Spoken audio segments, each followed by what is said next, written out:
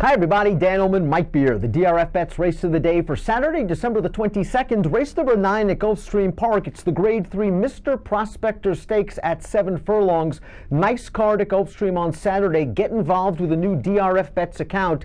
Easy sign up at bets.drf.com and you'll be rewarded with a 300% deposit match. Here's the field for the Mr. Prospector. You can access free formulator past performances for this race on the Race of the Day event page at DRF.com. Download them, handicap along with us. We'll take the field in post position order. And Mike, the number 1 suite on the ladies very rarely wins. He hasn't won a race in a year and a half, but you've got to respect the fact that he brings his A game many times in these races. Case in point, 3rd in the Grade 1 Vanderbilt 35-1, 2nd in the Grade 3 Smile Sprint at 91-1, 2nd in the Grade 3 Gulfstream Park Sprint at 95-1, and 3rd in the DeFrancis Dash 2 starts back. He's a horse you can use underneath with a little bit of confidence at a big price. I agree. I mean, you're not going to get 90-something to 1 in this race, but it'll be another big price in this race. He seems an unlikely winner against a field like this, but you know, if you want to use him, you probably want to use him underneath because that's a real finish. And he probably didn't fire last time out because I just don't think he cared for that synthetic surface at Ocala. He usually comes with a good solid late run. He usually finds 1 or 2 better, but he is a horse you could fool around with in single race exotics. The number 2, K. Roy, has performed consistently on dirt, including his most recent race at Gulfstream West going 6 furlongs, a race in which he went basically gate to wire. He earned a 92 buyer, a 118 time form U.S. pace-adjusted figure. My one concern with K. Roy is he's a horse that likes to be up close to the pace. And in this year's Mr. Prospector, there's a ton of gas. Yeah, it's a real problem for a horse like him, whose dirt form, it's only 3 starts on the main track, but they're all, you know, fine performances. He's just stepping up into a way tougher spot here.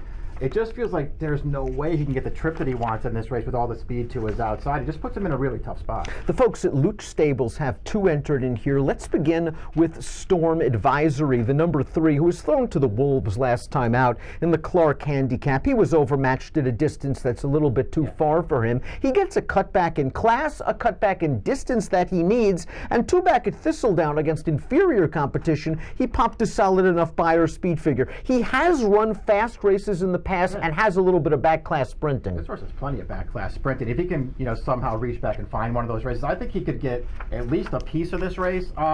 His win at Thistle was just one of those. It felt like he couldn't lose to that field. It wasn't a super impressive performance, but he just did what he had to do to win that race. I really liked his race 3 back at Churchill, though. A high-priced claiming race, some good horses in that field. I mean, he just crushed that field, sat off the pace, came 3 wide on the turn, took it right over. He was way the best in there, and he's got races like that in his past. This horse, to me, I don't know if he's going to be 15-1 that the line has him. He's a little interesting in this race. I'm going to use this horse. KRA Stud and Ben Colebrook have the 4 JS Choice and the 5 K Choice, and to be honest, they're both worthy long shots in this spot. JS Choice was just beaten over 30 lengths in an entry-level allowance and is 1 for 16. K Choice finished last in the Steel Valley Sprint, although it could be argued he didn't care for the sloppy track. Yeah. I mean, I couldn't make a case for either of these horses.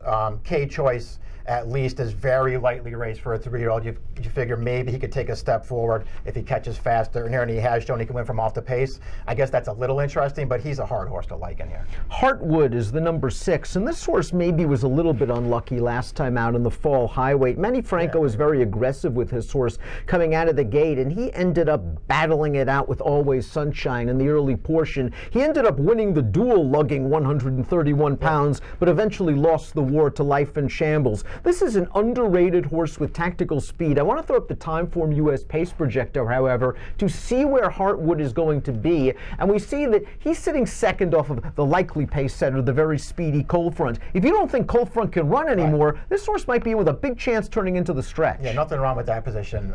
If you feel like Cold Front just can't do it anymore, that would be a good spot to be in. I think this horse ran really well last time in the fall highway. I am not someone who is the biggest fan of Life in Shambles.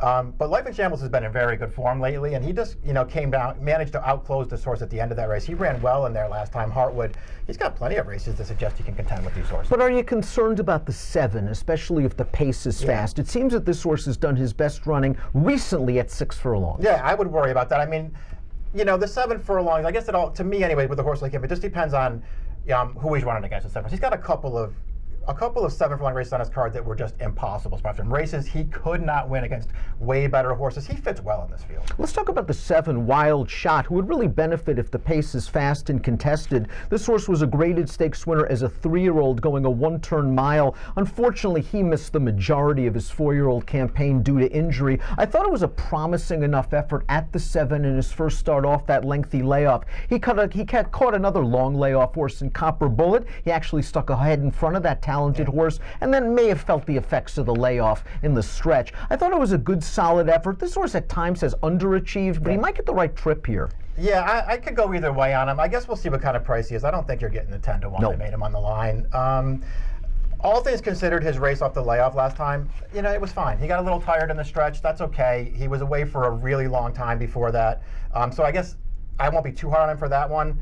I liked this horse a lot early on. I thought he was going to turn out to be really good. When they cut him back to the 1-turn mile on the Pat Day, he got it done. I just felt like from there, you know, you might see this horse go on and do some good things. You know what? He didn't go on and do any good things after that. Even in the races where they sprinted him, it felt like the Woody Stevens and the Jerkins were the right races to run him in.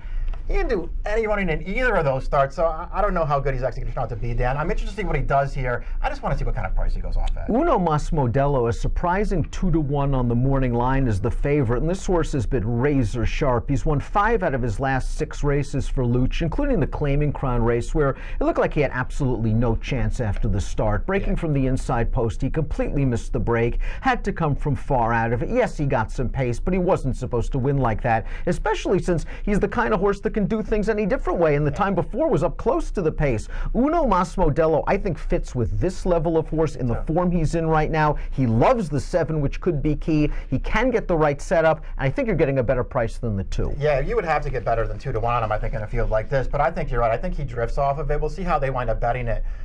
There's just nothing to really pick apart about his form since he was claimed by these connections. I'm not really sure why they thought the Jockey Cup Gold Cup was a better spot than the Vosburg on that same card, but they did. It didn't work out. Other than that, I mean, what has he done wrong? Just run nothing but good races, sprinting for these connections. And as you point out, I know it was a Claiming Crown race last time, but I mean, how did he win that race? He totally blew the start in there. Conquest Biggie usually gets good this time of year at Gulfstream. Last year, he upset Kentucky Derby winner Always Dreaming in the Gulfstream Park Mile on March the 31st, and it appears he's slowly getting back into form. Wire-to-wire winner last time out at this distance at Gulfstream West, but the fig came back light, and I did not like the field he beat. Yeah, and he just got absolutely loose early in there. I mean, took no pressure on the lead, and he was just too good for those horses. I guess there's a way to look at him, though, and just feel like if he can get back to the races he was running here last winter, they would give him a real chance in this race because he ran really well in the Hooper. He ran really well in the Hell's Hope with a tough trip. And then he came back and won that grade 2 at a 1-turn mile when he got right to the front. I mean, if he runs one of those races, he's a contender now. I just don't know if I believe that he can still run those races. Belle Tapisserie hasn't run a fast race since returning off the layoff. He likes to be close to the pace. This is a 3-year-old in tough from a pace and class standpoint. Right. A lot of things working against this horse, but he should be a big price in here. And the key to the race, let's be honest, is the 11 Coal Front. 7-2 on the morning line. We expect him to go off the favorite. This is a horse, and I think you and I kind of disagree about his total merits. I think his best race is probably good enough to win this race. The Gallant Bob, the Amsterdam, but they were back in 2017. He returned off a long layoff in the Bold Ruler, and I'm sure Todd wasn't happy to bring him back at 7 furlongs, breaking from an inside post in a race with other speed. But this horse was beat with 3 furlongs to go, was floundering on his left lead until the 8th pole, never looked comfortable. I'm telling you, I'm not sure if the Coal Front we saw last time out is the same horse that we've seen, or if we're ever going to get back to that. I kind of agree with that. I mean, I don't know where they go from the Bold Ruler, so I guess we'll just see what happens here. I won't totally disagree with you. If he runs his best race, I guess he just beats this field. I personally was not a big fan of his as a 3-year-old. I thought he was a little overrated. Obviously, that Bold Ruler is a major concern. We'll see if Todd can get him turned around. If he gets him turned around, maybe he wins. I can't bet this horse, Dan. Timeform US took a positive approach on his Bold Ruler. They gave him a 120 pace-adjusted rating for that race, close to the 122 he earned when winning the Gallant Bob 2 starts back. Timeform US believes he's close to his form.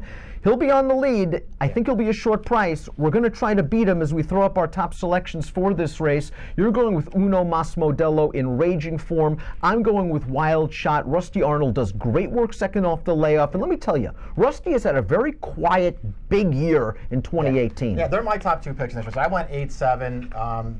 I'm going to throw in a little bit of Heartwood, although he's the kind of horse who I don't love in this race. Maybe use for a better price, a little Storm Advisory. Mike's going 8, 7, 6, and 3. I'm going 7, 11, 6, and 8. In the Grade 3 Mr. Prospector, your Saturday race of the day. Again, play this race, play this card with a DRFBets account and the 300% deposit match that goes along with it. It's an easy sign up at bets.drf.com. An approximate post time for the Mr. Prospector, 4:36 Eastern. Best of luck.